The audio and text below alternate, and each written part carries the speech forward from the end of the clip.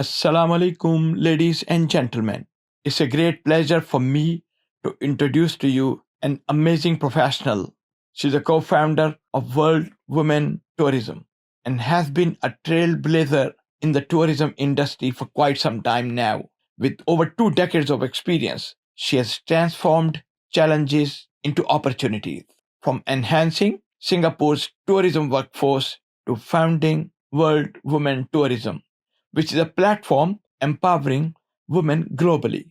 Her work in training, consulting, and advocacy has reshaped the tourism landscape and inspired a generation of women to lead and innovate. And she's none other than Dr. Nisha Abubakar. Let's meet with her now. Assalamu alaikum, Dr. Nisha Abubakar. Thank you so much for your time. I appreciate the time you've taken to speak with us today. First of all, Dr. Nisha, could it be possible for you, please, to let me know about your professional journey so far and what you've been doing lately and how you got started in this industry in the first place? How is this industry? I mean, my landing in this industry is not accidental. There was a lot of, I think, deliberation and foresight before I joined this industry more than about 28 years ago. I really wanted to be an industry that was booming at that time. So, although my training and background was on social work, social services, and psychology, I felt that I wanted to be in an industry that was basically going to be changing the landscape of Singapore and also internationally. So I did a course on tourism, and then I landed up in a company that gave me an entrance to start without any experience. So, but even then, when I started, I was again deliberating which would be the best department, and marketing and sales and customer service was again something that I thought was my superpower. And I went in there, and it allowed me to understand the market really, really well. And at every single, I would say, event globally, crisis, I would say, it kind of pushed me to move up the trajectory. So, giving an example, I think I was doing pretty well, and I kind of became stagnant, I would say, in my own growth when 911 happened. And that was the time I realized that, okay, what do I do in my journey? And therefore it was a great time for me to go and do my master's. And I think that enabled me to get into the teaching side of it, because a lot of international companies came into Singapore. So I started to teach tourism. At the same time, I was still a practitioner. So I became a pracademic for the very first time. And then another major turn, a crisis, was SARS. When that happened at that time, again, it was another point where Singapore government gave a lot of incentives for training of the tourism industry. And there were very few of us who were academics, I would say, at the SEM. And therefore, they asked if I would want to train the industry. And that enabled me to go into the foray of training. So from a practitioner, I became an academic. Then I went on to being a trainer of the industry. I developed curriculum. I learned how to design curriculum. And therefore, I was kind of, I would say, multifaceted at that time in this industry. And consultancy happened as a result of all these three. So when the market started to boom after SARS and things were doing really well, consultancy opportunities were there to bring some of the best practice. Singapore was growing as a tourism industry.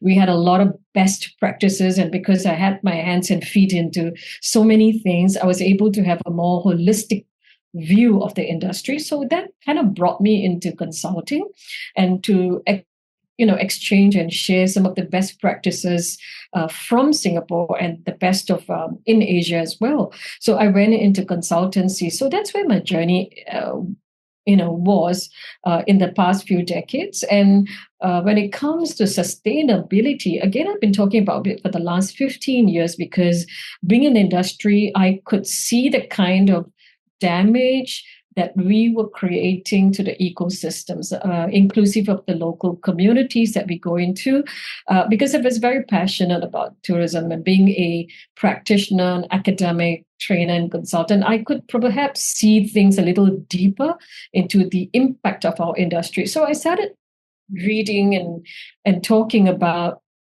sustainability at a time that I think it was the right topic, but at a wrong time. People didn't quite really resonate with it, but that gave me an advantage to indulge more in it, think more and deliberate more, and start my work with respect to sustainability. And now I think COVID allowed us to reset and recalibrate. And for people like us who already had a good 10 years advantage, it's a time to actually start to elevate our work and our understanding of these.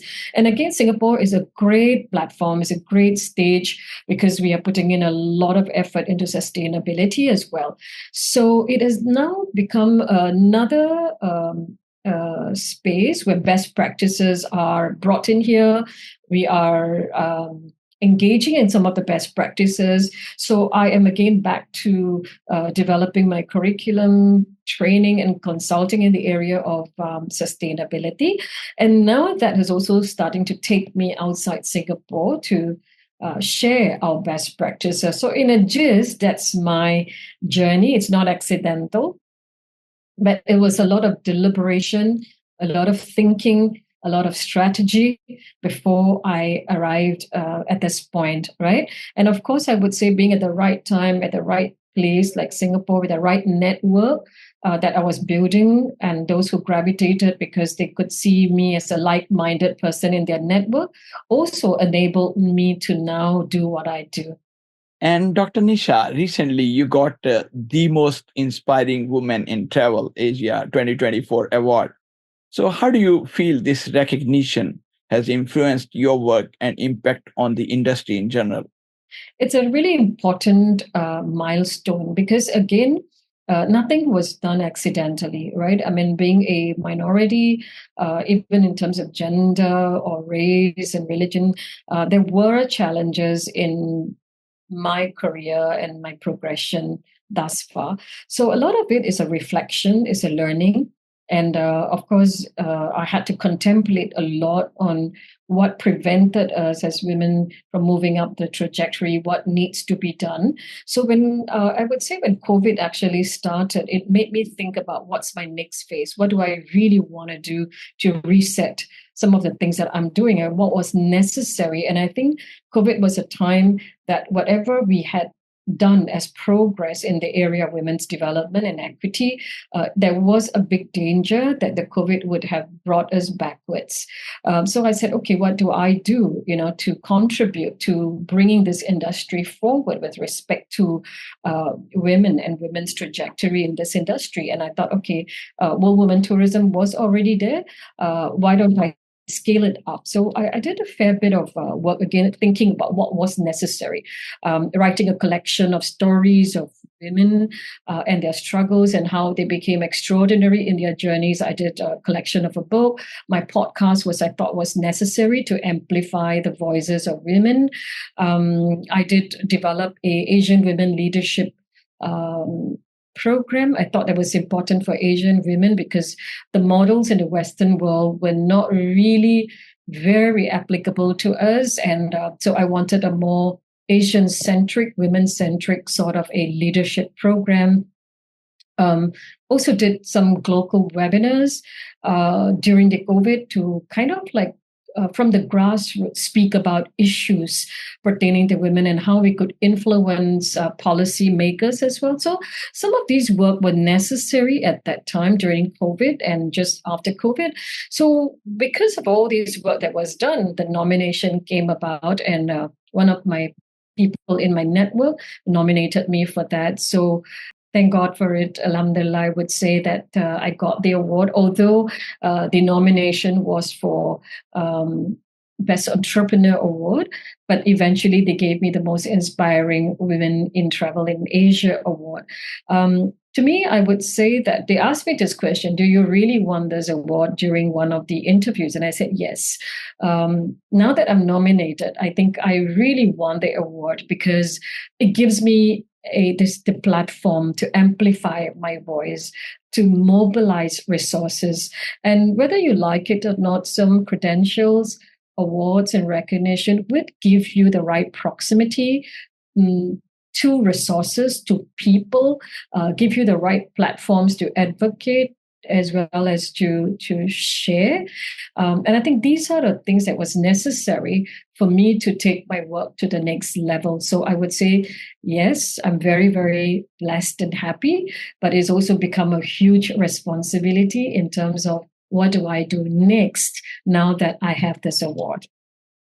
So I think I'm at this pivotal point after the award to start thinking about what next. And I think we've been connected with each other for the last at least 3 years now on LinkedIn. And it's really amazing to see your progress and the kind of work which you've been doing, the kind of messaging. You've been communicating with other stakeholders and, of course, followers like me. How do you use this platform to advocate for sustainability and empower women in the travel industry? Yes. I've always been into branding, personal and professional branding. In fact, I teach personal and professional branding and how to use networking as a powerful tool to mobilize resources and people and connect and so forth. So I think I have that advantage, that knowledge, the training that I do in the area of using certain platforms like LinkedIn and so forth. So I went on courses to further enhance my understanding of how to be more strategic in the use of LinkedIn. So what happened is when you put yourself out there very strategically, very carefully, how you profile yourself is important so that like-minded people will start to have conversations with you like yourself. And that's critical, not to do anything accidentally and by chance. So it gives you what I would say intentional visibility, right? And there must be an intention for why you want to be visible. It's not about blowing your own trumpet, but it's really about when you start speaking, what's your purpose, right? So I'm very careful about the platforms and how I use my voice. So is to share insight. So whatever you learn, whatever you know, whatever I pick up from panel discussions of keynotes and all, I use the LinkedIn as a platform to share. I use it as a platform to network. I mean, today it's amazing how the world has become so small. And I would say 80% of my collaborations today are done virtually. And then I end up meeting them in the respective countries when I start to travel. Lots of work is now done via LinkedIn where we collaborate. It's also been a platform I have realized that becomes very inspiring for people who read about the work that I do and what I do. So I use it as a platform to amplify my insights and as well as inspire women as well. So lots of lots of very important benefits have come about. But again, I would say to anyone who's using LinkedIn or any other platform, be strategic. Know your purpose. It must all be purpose driven. Why are you using this platform? How do you use it strategically? Learn very carefully how to use it in a purposeful and strategic manner. And the benefits, you will definitely be able to see it in a manner that is very instrumental. And Dr. Nisha, you've been working as a consultant in the tourism and hospitality industries for quite some time now, as you mentioned. Yeah. What are the emerging trends do you see as game changers in these industries? Yeah, so and that's a great thing now that's happening is that talking about sustainability, right, has become a very important topic at the moment. Two things. One is the use of AI and technology, and the other is sustainability. So lots of conversations are happening surrounding sustainability, not just environmental sustainability, DEI particularly, looking at how to have equitable sort of situations in organizations for gender inclusion. We are talking a lot about inclusion and accessibility of people with disability as well. So there is a big push in the corporate sector as far as corporate governance is concerned, that whether they come and do events or when their business travels is happening, they have to make a very conscious choice in their purchasing decision. So they have to select venues which are sustainable. They have to use suppliers who are sustainable. The whole ecosystem and supply chain has to be sustainable. So because there is a big push in the corporate sectors as demand, the supply is also moving that way. Being in a country like Singapore, again, we have got very good conversations, extremely amazing platforms. We are GSTC certified in our destinations as well. We are recognized as one of the countries which is GSTC certified. So we have a lot of fantastic events that are happening where conversations are at the forefront. Knowledge is there. We're given extremely amazing opportunities to train ourselves in the area of sustainability. So that's really, really hotting up. And I'm glad that I'm in the thick of all that and always being pushed to know more, to learn more, to do things differently. And AI, of course. Again, because like I said, being where I am at the moment, Singapore is invested so much in technology, and AI is there shaping events, shaping tourism, shaping the way we teach, shaping the way we learn. That has become a very important part of the conversation. Like, how do we use AI to look at marketing, destination marketing, for example? How do we use AI to even content creation, performance efficiency? So lots of conversations are happening in that area and it's a trend. So I would say these are the two areas, right, that we are all focusing on at the moment. Right. Now I got a question which I should have asked you in the beginning, because I'm not an expert. I'm in no way an expert on sustainability issues, but of course you are. So from a layman's perspective, what do you think is the meaning of sustainability? And what is the bare minimum knowledge which everyone should have, regardless of whether they are involved in this industry or not? I think the simplest way to look at it is to ensure that we minimize our impact, right? Whether it's in the environment or whether it's on the local communities, and to have a interdependence in terms of relationship, to understand that there's an interrelationship and there's an interdependence with the ecological environment as well as the social cultural environment. So a basic understanding of this, that everything that we do, right, there's a circularity in that sense. We are going to impact on the environment, we're going to impact on the culture, and the fundamental role and responsibility as individuals, regardless of whether you are a tourist or not, is to ensure that your impact is minimized, and if it's possible, to maximize the benefit that you can give. And that's really about moving to the next stage of regenerative, going to destinations or places and leaving it better than it was before. But I would say to start, the basic knowledge is minimize your impact or leave no impact if it's possible. So the basic knowledge, I would say, regardless, again, whether you're a traveler or not, reduce your consumption of water, and in simple little things, even in religious tourism, we have to be even more careful about the usage of water, the usage of material waste. Food, for example, we are known for throwing so much of food waste, plastic bottles,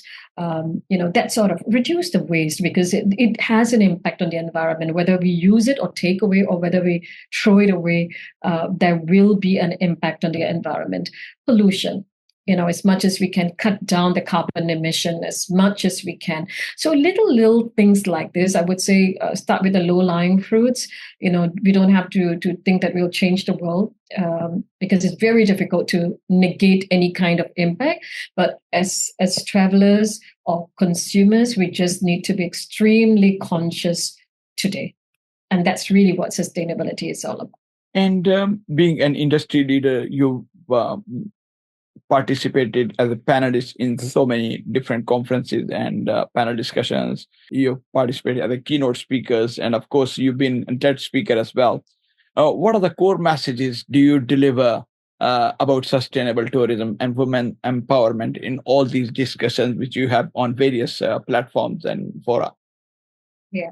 So, Hafiz, while I talk about sustainability, my philosophy and my own personal orientation with regards to something like sustainability, I call it a philosophy of life. I take a very spiritual dimension to it. I don't mean in religious, I mean in a very spiritual sense. What is spiritual? Spiritual sense is really about love. Have a love for communities, have the love for the environment, the ecological system that is surrounding us. And spiritual is something that has got a personal meaning. It should have a personal meaning, not that we are compelled to do something. You should have identified a purpose and a personal meaning to what we do and why we do something. And it's got to be, it got to transcend to a higher purpose. Like, why are we talking about protecting the environment? Why are we talking about empowering women here? It has to take and transcend to a higher meaning altogether.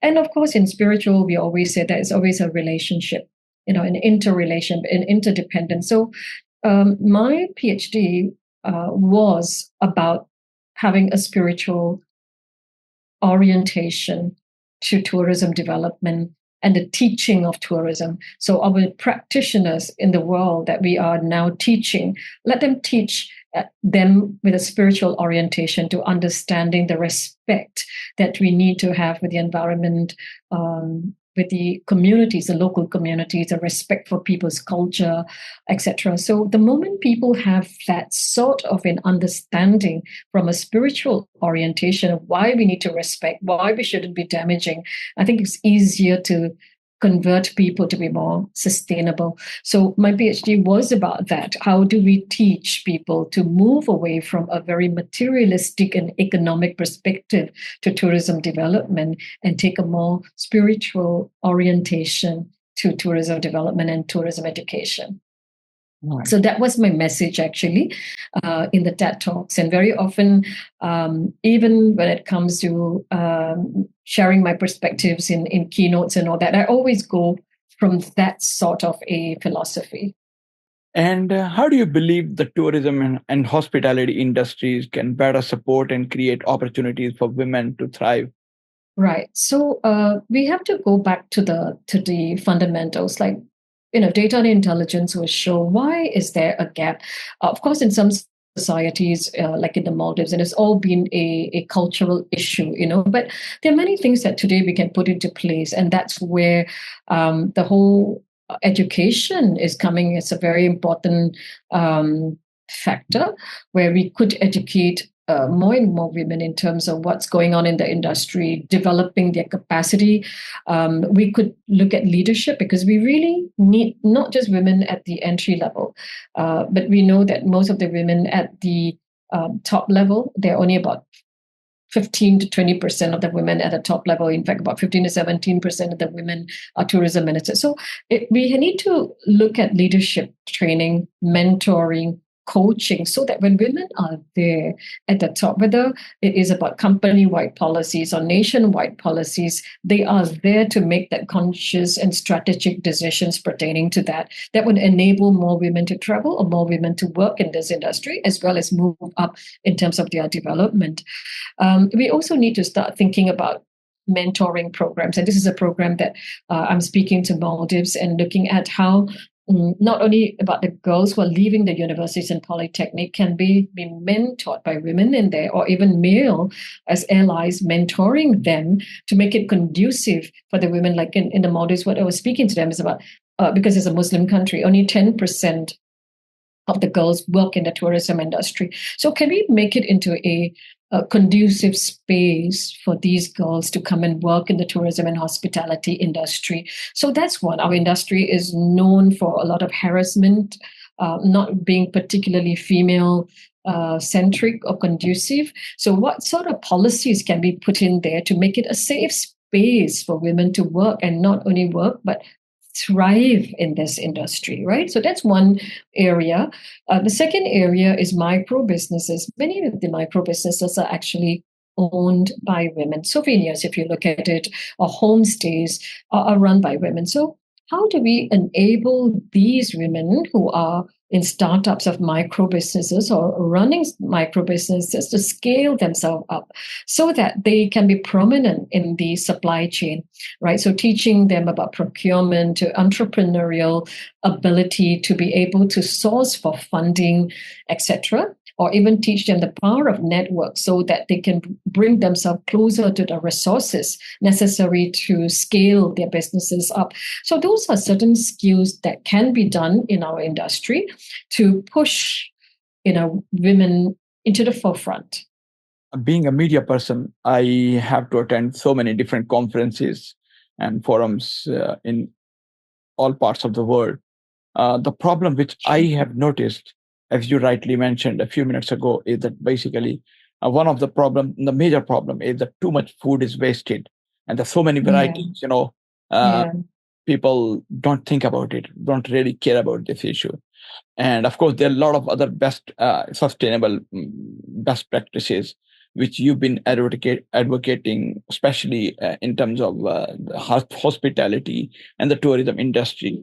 So do you think that maybe businesses are taking note of it, and these practices they have started noticing, and they have started realizing that they need to follow these best practices?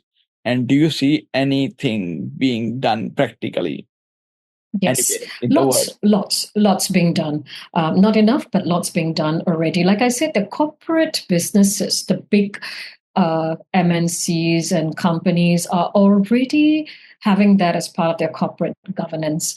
So there is a push for sure. There's definitely a push. So when you look at the events industry, we are facing that. So many businesses are now saying, okay, we want plant-based menu, for example.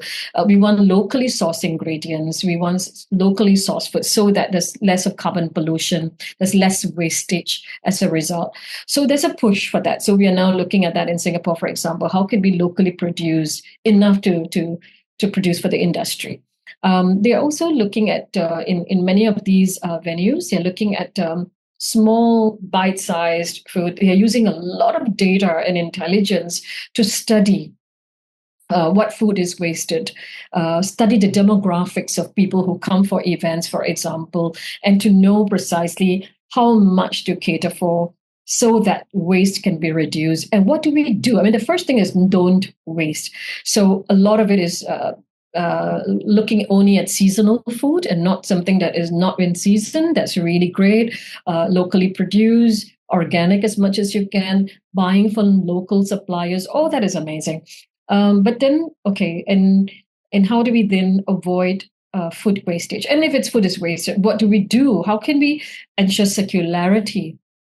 So lots of, again, technology is coming up. They are coming up with um, technology where food waste is analyzed and looked at what is really wasted, and can we reduce that, in terms of our preparation the next time that we run an event, and the food that is wasted, how can we put into a compost system so that it's a circular economy out there, so that it doesn't get wasted and thrown into land refills. How do we use that as fertilizers, for example?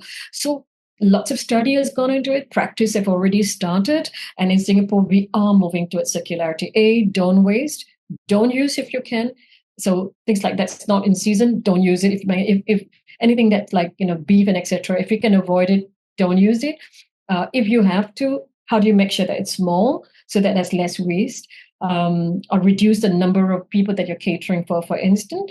And if there is waste, what do you do with that so that is within the circularity of the system? So yeah, so that's great in terms of how planning is done today. Technology is very useful in data and intelligence is coming into place. And of course, today the consumer demand has already started. So the supply side has got to follow that as well. So I see a lot of positive changes are happening, and I wish it could only be faster. And what advice Mhm. would you like to offer to young women aspiring to enter the tourism and hospitality industry, especially with a focus on sustainability and empowerment? So I would say that for women entering the industry, um, I would say build your capacity. It's very important. Don't just enter, like I said, get into any housekeeping or whatever it is, without understanding the industry very well. Build your capacity, keep on growing with a growth mindset. There's ample opportunities in industry. Do not have self-fulfilling prophecies that tend to say that there's discrimination or there's inequity. But you have to have the will to have a growth mindset and grow. Be intentionally visible. Do not sideline yourself. Take challenges. Become intentionally visible with the work that you do. Network, network, network. So, as I always say, there isn't a lack of manpower. There is a lack of talent development. So, one side, yes, organizations and management need to develop their talent. But the other thing is that as staff, we also need to develop ourselves and our talent. So play a very proactive role in drawing your own milestones, looking at where you should be trained to build your capacity, network with the right mentors, seek your mentors, whether regardless of male or female, seek your mentors, look at ways in which you can find sponsors, meaning sponsors are people who put your name out there for you on your behalf. Find who are those people who could be your coaches, your mentors, and your sponsors who would give you that visibility. So be very intentional in your networking as well, and plan your relationships, plan your trajectory. And I think in due diligence, right, you will be recognized. There is enough organizations out there, but regardless whether they are hospitality companies or tourism companies, they've got DEI, fantastic DEI policies in place, and there are organizations that fosters a very equitable sort of a work environment. So when you do that carefully, you will get into the right space. And Dr. Nisha, you've been working as an enabler of women's empowerment. What Yeah. initiatives or strategies do you find are most effective in fostering positive change in this sector? Okay. So two things I would say that is really important is I would say again and again, network, right? Networking of women in the right spaces, whether at a national level, whether it's at a ground level, organizational level, that enables um, to share data, to share intelligence, to share resources, to share opportunities.